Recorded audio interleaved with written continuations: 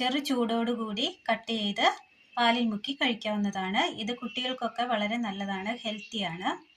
വളരെ സിമ്പിളായി പെട്ടെന്ന് തയ്യാറാക്കി എടുക്കാൻ പറ്റിയ ഒരു അടിപൊളി പലഹാരമാണ് ഇന്ന് നമ്മൾ തയ്യാറാക്കാൻ പോകുന്നത്. അതിനായി ഒരു നേന്ത്രപ്പഴം പുഴുങ്ങിയെടുത്തത്, ചെറുതായി അരിഞ്ഞത്, മിക്സിയുടെ ജാർ എടുത്തതിന് ശേഷം അതിലേക്ക് അരിഞ്ഞു വെച്ചിരിക്കുന്ന നേന്ത്രക്കായ ഇട്ട് കൊടുക്കുക. ഇതിലേക്ക് അല്പം പാലൊഴിച്ചു കൊടുക്കാം. അരച്ചെടുത്തുകൊണ്ട് വരാം. നല്ല ക്രീമിയായി അരച്ചെടുത്തിട്ടുണ്ട്. ഒരു ബൗൾ എടുത്തതിന് ശേഷം അതിലേക്ക് 2 സ്പൂൺ ഗോതമ്പ് പൊടി ഇട്ട് കൊടുക്കാം.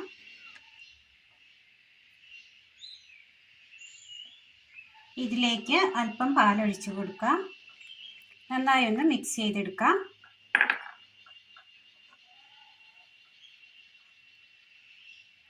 കട്ട കെട്ടാതെ നന്നായി ഒന്ന് മിക്സ് ചെയ്തെടുക്കാം.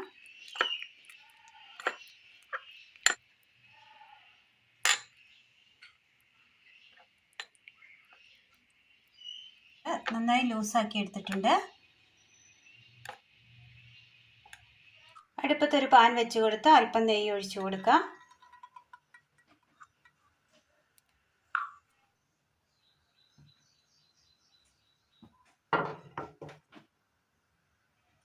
പാനിലേക്ക് നമ്മൾ അരച്ചു വെച്ചിരിക്കുന്ന ബനാനയുടെ മിശ്രിതം ചേർത്ത് കൊടുക്കാം.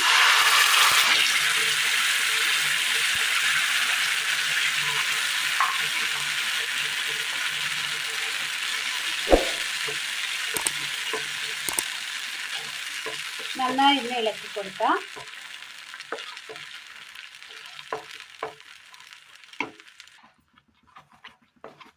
കാച്ചിയ പാലാണ് നമ്മൾ എടുത്തിരിക്കുന്നത്.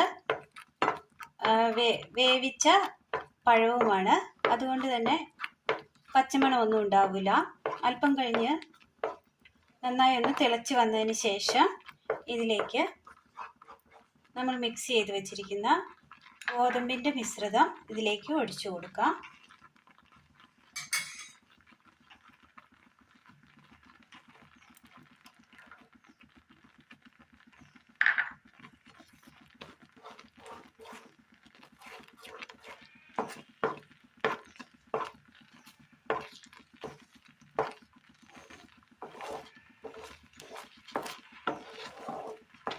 ആദ്യമേ നെയ്യ് ഒഴിച്ചത് കൊണ്ട് തന്നെ അടുക്കി പിടിക്കില്ല. ഗോതമ്പിൻ്റെ ആ പച്ചമണമൊക്കെ ഒന്ന് മാറി കിട്ടിയിട്ടുണ്ട്. ഇതിലേക്ക് വെള്ളം ഉരുക്കിയത് ഒഴിച്ചു കൊടുക്കാം.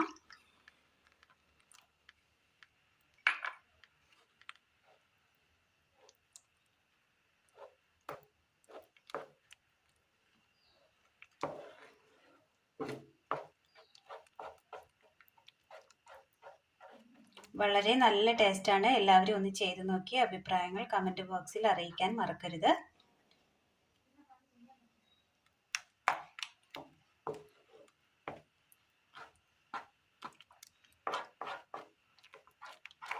നിങ്ങളുടെ വിലയേറിയ സപ്പോർട്ടായി സബ്സ്ക്രൈബും ലൈക്കും കമൻറ്റും ചെയ്യണം.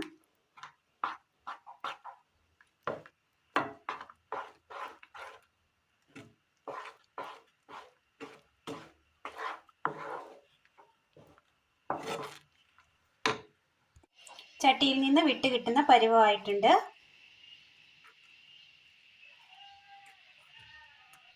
ബനാന കൊണ്ടൊരു അടിപൊളി അപ്പം റെഡിയായിട്ടുണ്ട്. ഒരു പാത്രത്തിലിട്ട് തണുത്തതിന് ശേഷം കമഴ്ത്തി അതിന് മുകളിലായി എള്ള് വിതറാവുന്നതാണ്. അപ്പോൾ ഇന്നത്തെ വീഡിയോ എല്ലാവർക്കും ഇഷ്ടമായി എന്ന് വിചാരിക്കുന്നു. ഇഷ്ടമായി ലൈക്ക് ചെയ്യാനും ഷെയർ ചെയ്യാനും സബ്സ്ക്രൈബ് ചെയ്യാനും മറക്കരുത്. താങ്ക്